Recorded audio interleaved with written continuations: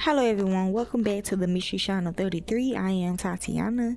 I am here with some articles. Remember when I posted the two together? Well, they wasn't each other, but we finally got them out, and the families wants me to do it separate, so I am, okay? So we were talking about him, J.D. Douse. And it's the killer. He really did do this to his friend, and I'm glad we found J.D. Douse court interview. Okay, so let's begin with the title of this. This really did happen to him.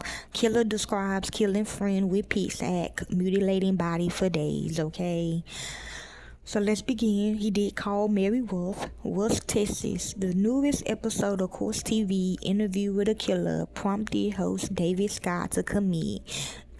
It's my darkest killer interview yet, through in a while. Nicholas Canfield, 37, is serving a sentence of life without the possibility of parole after pleading guilty to the murder of his friend J.D. Douse. True. Canfield, because he want to claim the murder. That what that mean as well. Canfield, who said his nickname was Fatty growing up, had no problem sitting down to talk to David Scott about his crimes, and often laughed that he revealed grisly details of what happened in January 2013.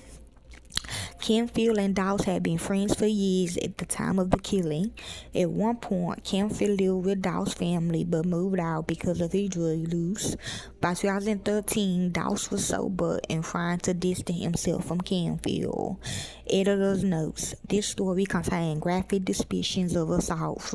So basically, he met a girl, okay, but she was a killer, okay. Could have been the immigrant on the right, Nicholas Canfield, boss, okay, because you know when you an immigrant you got another person working helping you, okay. So trigger warning, the family want me to say this. Douse was house sitting for a friend on January the 13th, 2023. I don't know why they paired them two up together, okay. Kind of like the Lord Avery the second story, okay. A killer and a non-killer together in the same jail, the same room. Nicholas got mad, obviously, because he didn't like the video. That friend had specifically asked Douse to keep Canfield away from the property, but when Douse arrived that day, he found the defendant was inside and had made himself at home. He did scalp him, okay. Hair seen in a trash can at the crime scene, okay. When he came in, it was like he was a completely different person. Canfield said, when he came in, the love wasn't there no more. There was nothing left between the two of us. It was get on or get it over with. See, when Douse fell asleep in the house, so he was drugged, kind of like some Jeffrey Dahmer shit, okay. Canfield felt he been insulted, and that was the final straw. He said he went outside to grab a pickaxe and swung it at his friend's head. I hit him like somewhere in the head, and he said fatty, and I hit him again, which is his boss, okay. When he hollered, it was a mercy killing from then on. Fool.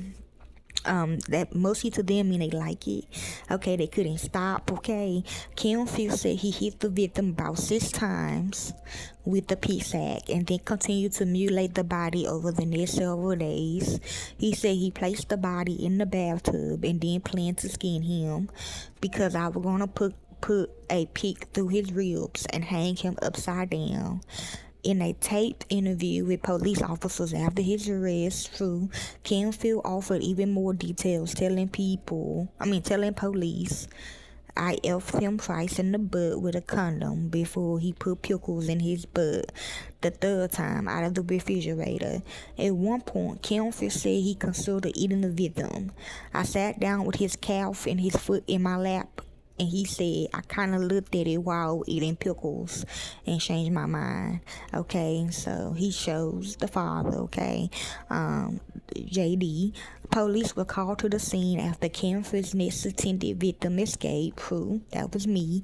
A friend whom he invited over to see the body ran out of the house and called his father, who called 911. I was thinking about killing him for some reason, just to get as many bodies as I could and just stock the house up, Canfield explained when Scott asked his motive.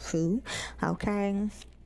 Kim Field had offered Scott his most honest answer to date when pressed about the true motivation for his crimes. Find out what he said when episode 3, Overkill, is on Sunday, May the 17th at 8 p.m. Okay, that's when this when they sent this to me.